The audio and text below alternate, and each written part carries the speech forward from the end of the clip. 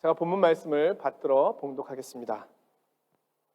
너희 중에 싸움이 어디로부터, 다툼이 어디로부터 나느냐? 너희 지체 중에서 싸우는 정욕으로부터 나는 것이 아니냐? 아멘.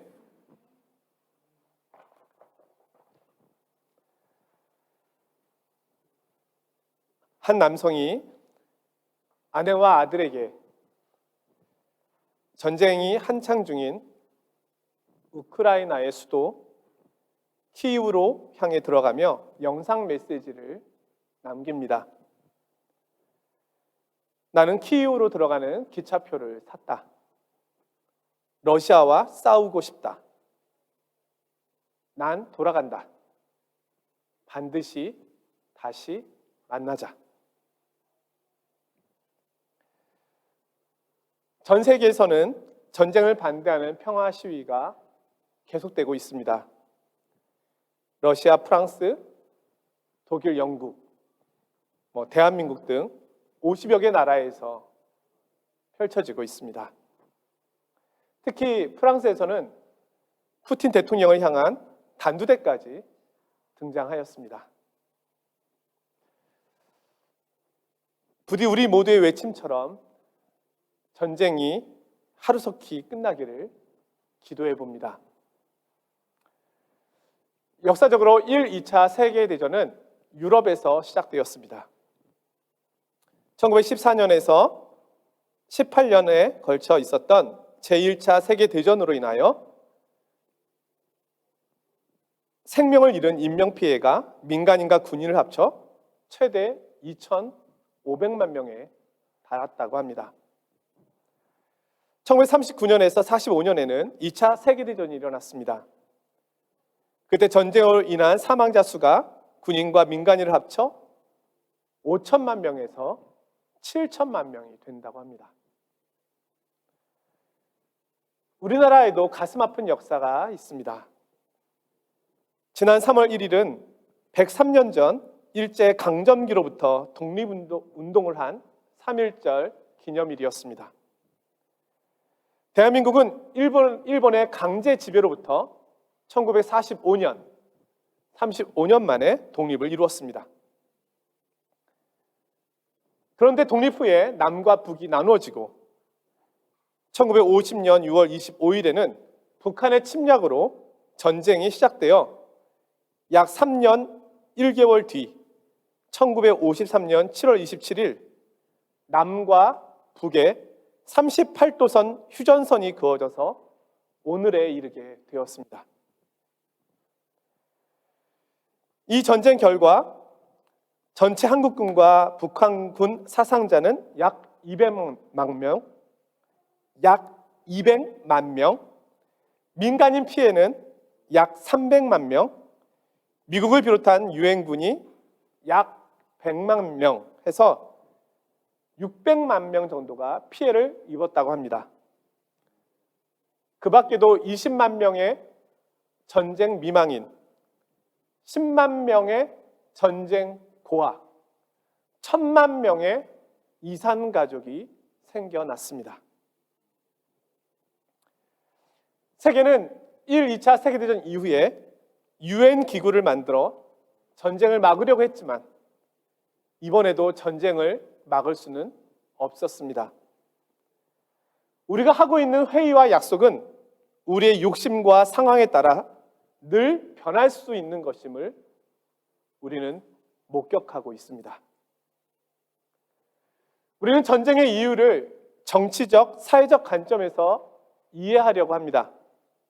전쟁에는 분명 이유가 있는 것이겠죠.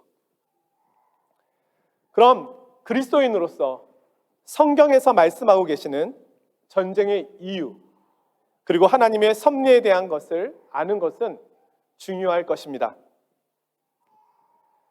마틴 로이드 존스 목사님은 1899년에 영국 웨일즈에서 태어나서 1981년까지 살았던 분인데요. 그는 시대적으로 1차 세계대전과 2차 세계대전을 경험하였습니다. 그리고 2차 세계대전이 발발하기 시작할 무렵에 그가 섬기고 있는 영국의 웨스트민스터 채플 교회에서 왜 하나님은 전쟁을 허용하실까라는 제목으로 설교를 합니다. 그가 심무하고 있던 교회도 전쟁으로 인하여 지붕이 일부 무너지고 창문이 깨지는 피해를 보기도 하였습니다. 사람들은 사랑이신 하나님께서 왜 전쟁을 막지 않으시고 보고만 계시는지 이해할 수 없었습니다. 자신의 남편과 자녀들이 전쟁 가운데서 목숨을 잃고 죽음을 맞이하는 모습을 보면서 하나님의 선하심을 의심하기 시작하였습니다. 그런 현장에서 그가 드린 이 설교는 오늘 우리의 삶의 현장과 유사점이 많다고 여겨집니다.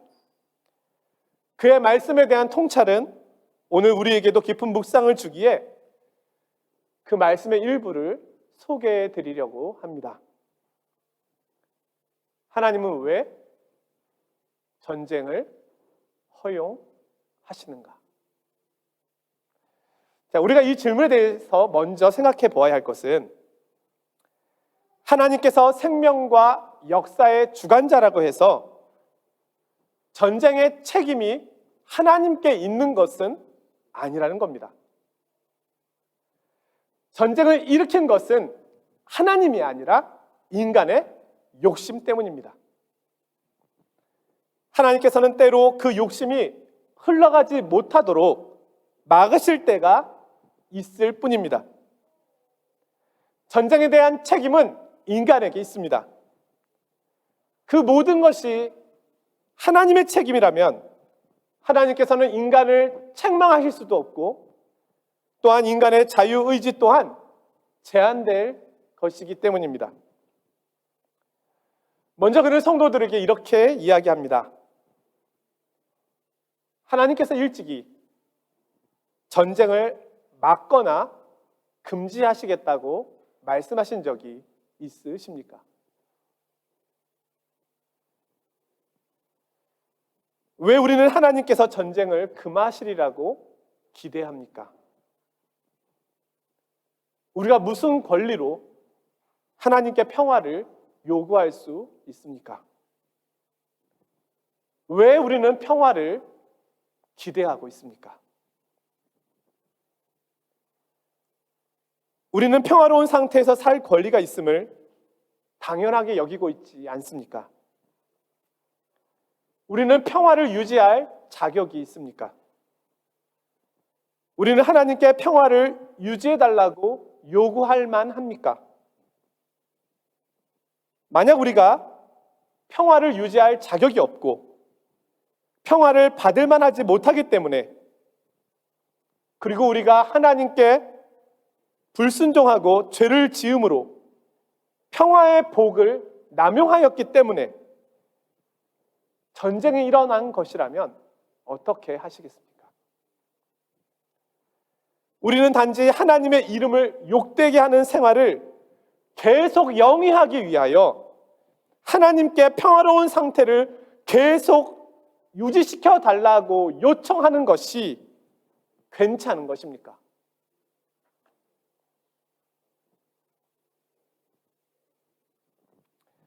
그는 이어서 하나님이 왜 전쟁을 허용하시는가에 대하여 답변을 이야기합니다. 먼저는 성경이 말하고 있는 전쟁의 궁극적인 원인에 대한 이야기입니다. 왜 전쟁이 일어날까요? 자원이 부족하기 때문일까요? 오늘날 우리는 역사 이래로 가장 풍요로운 시대에 살고 있다고 이야기하고 있습니다. 교육이 부족해서일까요? 오늘 우리는 지식의 홍수 시대에 살아가고 있습니다. 어느 때보다 문맹률은 낮아지고 있으며 학력은 높아지고 있습니다. 그런데 왜 우리는 여전히 전쟁을 하고 있을까요? 성경은 그 원인을 외부에서 찾지 않고 먼저 우리 안에 있는 정욕, 쾌락과 욕망, 죄의 결과에서 찾고 있습니다. 오늘 본문 말씀인데요. 너희 중에서 싸움이 어디로부터, 다툼이 어디로부터 나느냐? 너희 지체 중에서 싸우는 정욕으로부터 나는 것이 아니냐? 전쟁의 원인은 우리 속에 있는 욕심 때문입니다. 우리 마음속에 일어나는 죄의 열매들이 개인을 넘어서서 국가적인 차원에서 일어나면 전쟁이 되는 것입니다. 가정, 직장, 또 모임에서 일어날 때는 작은 다툼과 싸움이 되겠지만 범위가 넓어지면 전쟁이 되는 것입니다. 우리의 죄된 마음이 새롭게 되지 않는다면 전쟁은 쉼 없이 일어날 것입니다. 두 번째로 하나님께서 전쟁을 허용하시는 이유는 그것을 통하여 사람들의 죄를 징벌하기 위해서입니다. 이렇게 말씀드리면 하나님은 사랑이시지 않은가? 라고 반문할 수 있습니다. 그러나 우리가 하나님의 사랑에 대하여 이야기할 때 반드시 알아야 할 것은 하나님의 사랑은 거룩한 사랑이라는 겁니다. 오늘날 우리에게 있어서 사랑이라는 개념은 너무 감상적이 되어버렸습니다. 하나님의 사랑은 죄를 눈감아주거나 타협하는 방식으로 표현되지 않습니다. 하나님의 거룩한 성품은 우리의 범죄를 반드시 징계하도록 요구합니다. 하나님은 선하십니다. 하나님은 빛이십니다. 어둠이 없으십니다. 그러기에 죄와 어둠을 물리치십니다. 우리는 구약 성경을 통하여 하나님의 이러한 모습을 볼 수 있습니다. 구약의 이스라엘 백성들의 역사는 특별한 민족의 역사가 아니라 우리 인류의 역사의 모습의 대표라고 볼 수 있습니다. 이스라엘 백성들이 하나님께 불순종하고 하나님의 거룩한 율법을 무시하였을 때는 잠시 동안은 괜찮아 보였습니다. 하지만 후에 그들은 고난당하기 시작하였습니다. 하나님께서 그들을 보호해 주시지 않자 그들의 목숨을 강탈하는 원수들의 손에 그들이 들어가게 되었습니다. 우리는 왜 무고한 사람들이 고난을 당하는가 반문할 수도 있습니다. 그러나 성경은 무고한 사람은 이 세상에 한 사람도 없다고 말씀합니다. 우리는 모두 죄인입니다. 또한 우리는 사회 공동체에 살고 있습니다. 따라서 사회가 맺고 있는 죄의 결과들이 우리 모두에게 영향을 미치고 있다는 것을 기억해야 합니다. 세 번째로 하나님께서 전쟁을 허용하시는 이유는 전쟁을 통하여 우리의 죄의 본질을 깨달을 수 있기 때문입니다. 1, 2차 세계대전을 통하여 오랫동안 사람들의 마음을 지배해왔던 인간에 대한 낙관론이 산산조각이 나버렸습니다. 인간의 본성은 본질적으로 악하다는 사실이 입증되었습니다. 인간은 우리가 알고 있는 것보다 우리 내면 깊은 곳에 무시무시한 죄의 괴물을 품고 있습니다. 네 번째로 하나님께서 전쟁을 허용하시는 이유는 우리를 하나님께로 돌아오도록 하기 위해서입니다. 우리가 모든 것을 잃고 극심한 고통에 빠지면 탕자가 아버지의 집을 생각했던 것처럼 우리도 하나님을 생각하게 됩니다. 심판이 목적이 아니라 구원이 목적인 셈입니다. 실제로 1, 2차 세계대전이 일어났을 때 많은 사람들이 하나님의 사랑을 의심하면서 교회를 떠났습니다. 그러나 반대로 많은 사람들이 자신들의 죄를, 하나님을 떠난 죄를 회개하면서 교회로 돌아온 것 또한 사실입니다. 로이드 존스 목사는 결론적으로 이렇게 말합니다. 인간의 본성과 인간의 삶을 성찰하는 중에 깜짝 놀란 것은 하나님께서 전쟁을 허용하신다는 사실이 아니라 하나님의 인내와 오래 참으심입니다. 하나님은 도리어 전쟁을 막으시는 분이라는 겁니다. 우리 지구촌이 인간의 악함과 시기심과 탐욕 가운데서도 지금까지 멸망하지 않고 여기까지 올 수 있었던 것은 하나님께서 울타리를 치시고 우리를 보호해 주셨기 때문이라는 겁니다.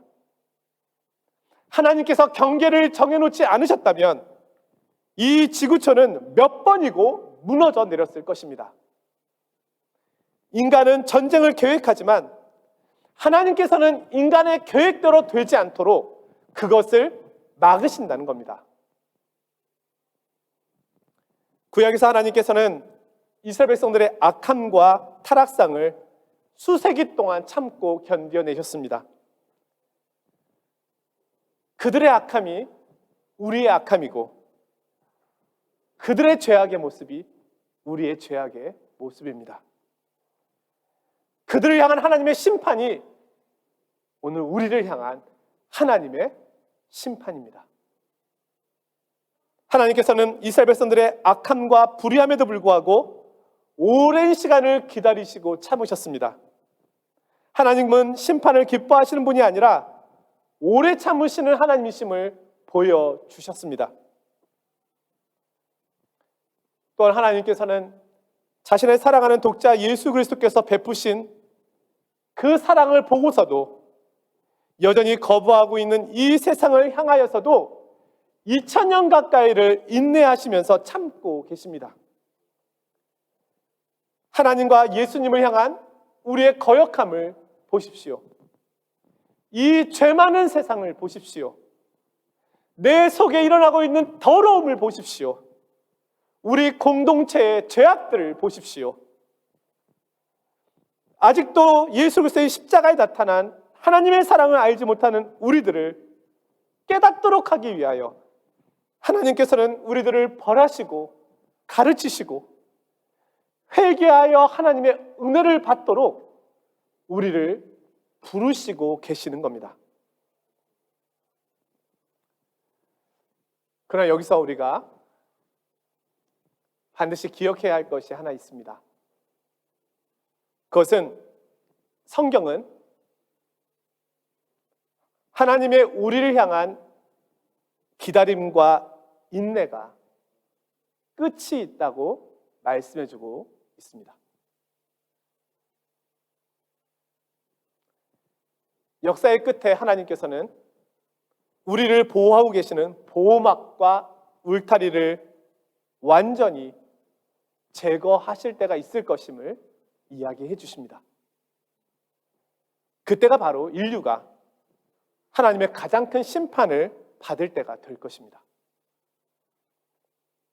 아직은 그때가 오지 않은 것처럼 보이나 성경은 반드시 그때가 있음을 이야기하고 있습니다.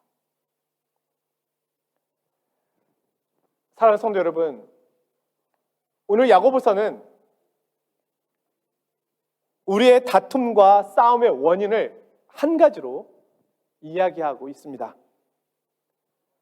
그것은 내 마음속에 욕심 때문입니다. 이것이 전쟁의 이유입니다. 가진 바를 족한 줄로 여기지 못하는, 우리의 탐심이 싸움의 원인입니다. 성경은 우리 인간이 하나님의 형상으로 지음을 받았다고 이야기합니다. 그러기에 우리는 하나님의 충만한 것으로 채워질 때에만 비로소 만족함을 누릴 수 있습니다. 이것이 창조의 원리이며 질서입니다.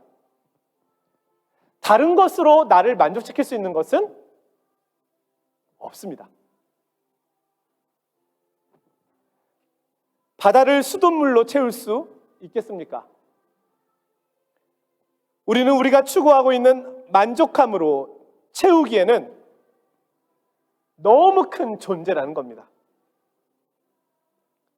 인간은 하나님으로만 채워질 수 있습니다.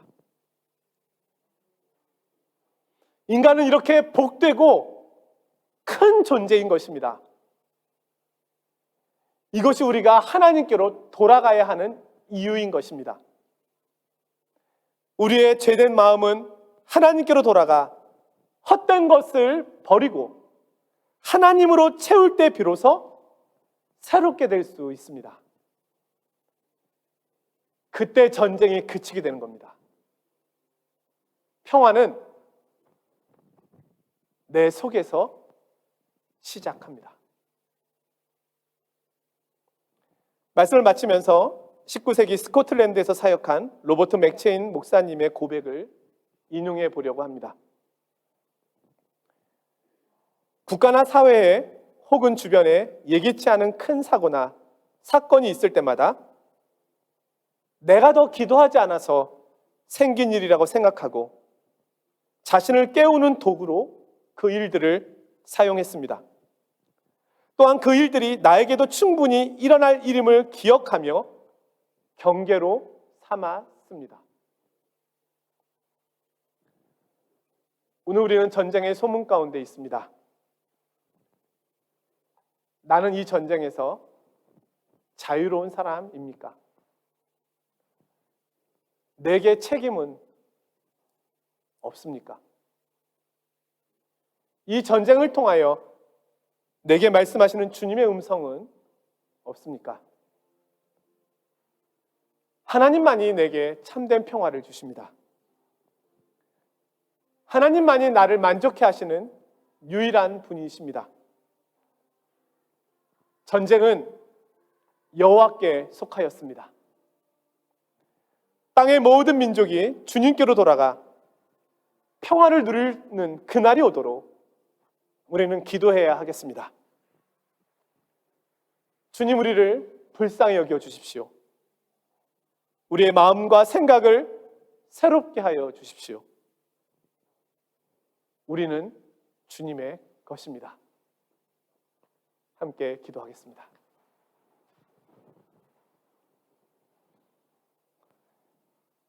거룩하신 하나님 아버지, 오늘 말씀을 통하여 이 땅에 일어나고 있는 전쟁의 이유와 또 하나님께서 그 전쟁을 왜 허용하시는지에 대한 말씀을 들었습니다. 주님, 국가 간의 전쟁이 아니더라도 내 마음속에는 늘 전쟁이 있습니다. 눈을 떠서 눈을 감기까지 저희들은 인생의 전쟁에 참여하고 있으며 마음속의 전쟁이 쉼없이 일어나고 있음을 고백드립니다. 내게 평화가 없는데 어떻게 공동체에 평화가 있을 수 있겠습니까? 내게 평화가 없는데 가족 안에 어떻게 평화가 이루어질 수 있겠습니까? 주님, 저희들은 하나님의 은혜로만, 하나님으로만 만족해질 수 있습니다. 주님, 이 시간 다시금 저희들을 온전히 주장하여 주시옵소서. 온전히 다스려 주시옵소서. 채울 수 없는 썩어진 것들을 구하는 저희들의 욕심을 버리게 하여 주시고 영원한 것, 영원한 평화의 주님으로 채우게 하여 주시옵소서. 그리고 평화의 증인이 되어 이 땅 가운데 평화를 증거하는 자가 되게 하여 주시옵소서. 주님, 바라옵기는 우크라이나와 러시아 간의 전쟁이 하루속히 그치기를 원합니다. 더 이상 희생자가 나오지 않기를 원합니다. 하나님, 저희들을 불쌍히 여겨주셔서 지도자들에게 지혜를 더하여 주시고 겸손한 마음을 더하여 주셔서 이 모든 전쟁이 그치도록 주님 은혜를 부어 주시옵소서. 하나님, 이 시간 하나님 앞에 예물을 올려드립니다. 저희들 작은 것을 주님께 드리지만 저에게 있는 모든 것이 주님께로부터 온 것임을 고백합니다. 이 믿음의 고백으로 올려드리오니 기쁘게 받아주옵소서. 예수 그리스도의 이름으로 기도드리옵나이다. 아멘. 찬송가 515장 부르시겠습니다.